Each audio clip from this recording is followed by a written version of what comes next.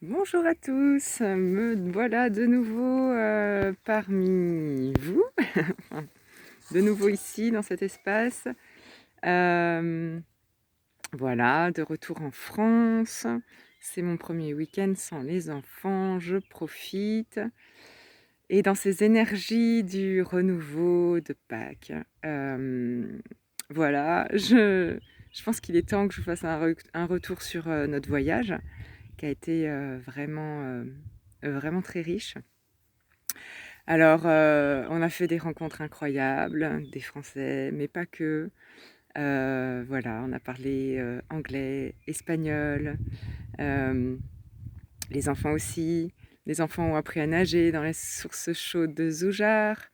On a visité Séville avec une joie incroyable. Voilà, on est allé jusqu'à El Rocio, un village où les gens se baladent à cheval. On est allé jusqu'à Gibraltar pour prendre le bateau, pour aller voir les dauphins. Enfin bref, des expériences incroyables. Euh, des aventures aussi difficiles, mais qui se sont toujours très bien terminées. De façon stupéfiante, je me suis embourbée, je me suis ensablée.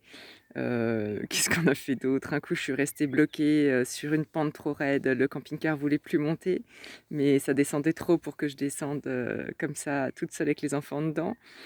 Enfin voilà, mais à chaque fois, voilà, j'ai eu très peur.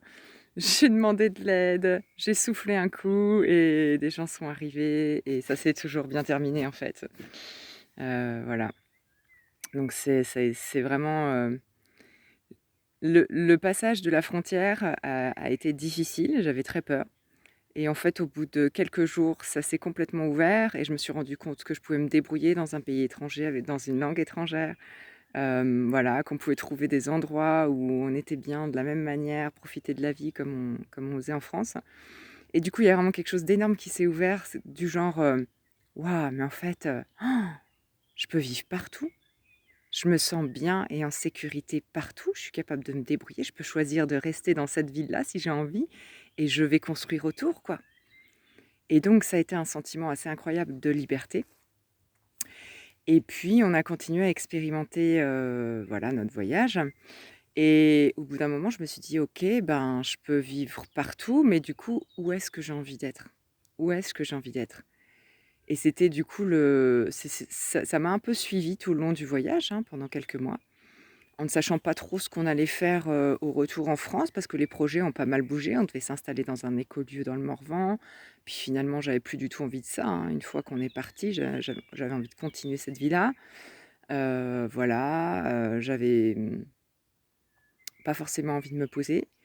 Et puis, là, finalement, ce qui se dessine, c'est, je suis revenue, là, je suis en sud Bourgogne, limite Saône-et-Loire, là où j'ai, une amie et puis, d'autres amis autour, pas très loin. Et au départ, on devait passer que quelques temps ici et puis finalement, là, en ce week-end, en tout cas, la prise de conscience, c'était, mais finalement, je peux vivre partout. Mais là où j'ai envie d'être vraiment, c'est là où j'ai des gens, que j'aime, qui m'aiment, qui ont envie de partager des choses avec moi et avec lesquels, je me sens bien. Et oui, la nature, oui, l'environnement et l'endroit où je vais être est important, pour moi, vraiment très important. Mais finalement, là, au retour, c'est vraiment ça que je ressens. C'est ouais, on peut vivre partout, mais l'essentiel, c'est d'être entouré des gens, qu'on aime, sur qui on peut compter et réciproquement, avec lesquels on se sent, en cohérence, dans les vibrations du moment, quoi. Et ça, c'est vraiment très fort, c'est très nouveau parce que j'ai rarement ressenti ça et ouais, c'est cool. Donc pour l'instant, on profite là et on va voir ce qui se dessine derrière. C'est chouette. Voilà et voilà et on a vécu du coup quand même le retour, pareil, le franchissement de la frontière était quand même pas facile dans l'autre sens, le retour en France. L'énergie française, la mentalité française, c'est vraiment pas la même. Voilà, il a fallu quelques jours d'adaptation, qu'on se pose, que je me repose avant d'arriver jusqu'ici et de retrouver, une bonne énergie. Mais voilà, c'est tout un cheminement incroyable qui s'est fait. On a eu aussi une souris qui pendant un mois m'a hantée et on a fini par réussir à l'attraper sans la tuer après tout un cheminement de ouf. Voilà. J'en reparlerai peut-être, plus profondément, sur une autre vidéo. J'ai envie aussi de partager sur l'énergie des dauphins, sur les loups qu'on est retourné voir à Gévaudan et leurs messages. Voilà, j'ai plusieurs idées de plusieurs, vidéos, qui vont suivre, maintenant. Voilà, et si j'ai envie de finir quand même là-dessus pour rester sur le voyage, hem, j'ai envie de passer un petit message aux parents d'enfants, de jeunes enfants qui voyagent ou qui aiment les arts et cetera et qui, peuvent, se limiter à ce qu'on leur dit. «Non, mais cette visite-là, c'est un château, ça va pas intéresser tes petits loups, ils sont trop petits. Mais non, un spectacle qui est pas prévu pour les enfants expressément, un concert ou, enfin là, en l'occurrence, là, c'était du flamenco, c'est pas pour les petits». Bon, moi, j'ai envie de vous pousser à essayer le contraire parce que, moi, du coup, j'ai écouté mes enfants qui me disaient: «Mais si, nous, on a envie de visiter le château d'Alcazar et tout machin». Je me suis obstinée malgré la queue de ouf pour, voir et je me suis dit: «Bon, bah, finalement, c'est qu'une expérience, si jamais ça leur plaît pas, bah, on le refera pas, puis c'est tout». Et les enfants ont adoré, ils ont adoré entendre l'histoire, imaginer ce qui surtout mon grand de bientôt 7 ans, imaginer ce qui a pu se passer dans ces murs, voir une architecture différente, voir les bains, orientaux, bon, il y avait aussi des pans, donc ça a contribué aussi à l'intérêt des plus petits, mais voilà, et donc je pense qu'il faut arrêter de se limiter et de limiter nos enfants dans ce qu'on peut leur proposer pour découvrir la vie. Le spectacle de flamenco, c'est pareil, il y a des spectacles qui étaient interdits aux petits. Il y a plein de familles que j'ai rencontrées qui m'ont dit: «Oh, mais non, mais mes enfants sont trop petits, je veux pas les emmener voir ça». Mais nous, on y est allés et avec grande, grande joie parce qu'on adore tous le flamenco, parce qu'on l'écoute et on a déjà regardé des vidéos et cetera. Heu, Ils ont tous profité. À 6, 4 et 2, donc plutôt 6 et demi, 4 et demi et 2 et demi.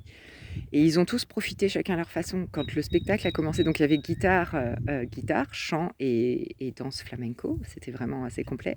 Quand le solo de guitare a commencé, mais mon Nathan, il s'est retrouvé subjugué mais j'étais mais tellement contente d'avoir fait ça juste quand ça a commencé. Je me suis dit: «Waouh, j'ai bien fait». Et puis ma fille, elle attendait la danseuse et quand la danseuse est arrivée avec ses belles robes, c'était juste, incroyable. Bon, il y a une moto qui passe. Attendez, on va la laisser passer. Ça fait du bruit. Ouais, c'était magique de voir les couleurs, de l'avoir dansé et tout. Et mon petit, eh ben, lui, il a aimé, il a regardé, il s'est levé. On était arrivés en avance, donc on a pu se mettre devant. Il avait la place de se lever, il dansait, il tapait dans ses mains, il faisait les palmas. Et ouais, c'était extraordinaire, extraordinaire comme moment.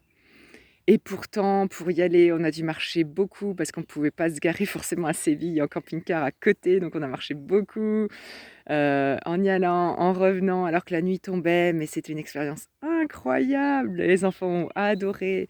Ensuite, ils ont reproduit ça, dans le camping-car ou dehors avec la guitare. Ma fille mettait sa robe, le petit faisait les palmas et chantait. Enfin voilà, ne limitons pas nos enfants dans leur accès à l'art et à tout ce qu'on peut leur proposer, tout ce que la vie peut leur proposer parce que c'est beau, c'est magique et ils n'ont pas besoin d'attendre que le concept soit prévu pour les enfants.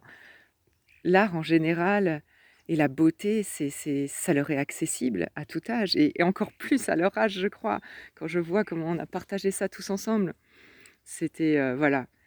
Et je crois que ça reste un de nos meilleurs souvenirs et quand ils en parlent, c'est vraiment ça, c'est un des meilleurs souvenirs de notre voyage et ouais, le reste du temps, après, c'était plus, les paysages, le fait de pouvoir, dormir tout près de la mer, voilà, se baigner, profiter du soleil et des gens et découvrir tous les gens autour, ça a été vraiment incroyable. Voilà, c'est un peu en vrac. Je vous laisse là-dessus pour aujourd'hui, pour cette première vidéo. Je reviendrai, ouais, je pense avec des thèmes un peu plus précis, bientôt, notamment au sujet des animaux. Parce que comme vous le savez peut-être, je pratique la communication animale et du coup, je le fais, pour des animaux de compagnie, pour, qui le voudraient. Mais je le fais aussi avec, les animaux, sauvages et parfois leurs messages m'arrivent, sans que je cherche à me connecter et voilà, il y a des messages très forts que j'aimerais passer, en leur nom. Voilà. Voilà, je vous embrasse, je vous souhaite une merveilleuse fin de week-end de Pâques. C'est pareil, je vais peaufiner mon Facebook et tout ça pour vous mettre, tout ça en lien bientôt pour que vous puissiez avoir accès à ce que je fais aussi et voilà, je vous remercie de me suivre. J'espère que vous allez tous bien et n'hésitez pas à me donner des nouvelles en commentaire et voilà, je vous souhaite le meilleur. À tout bientôt. Au revoir.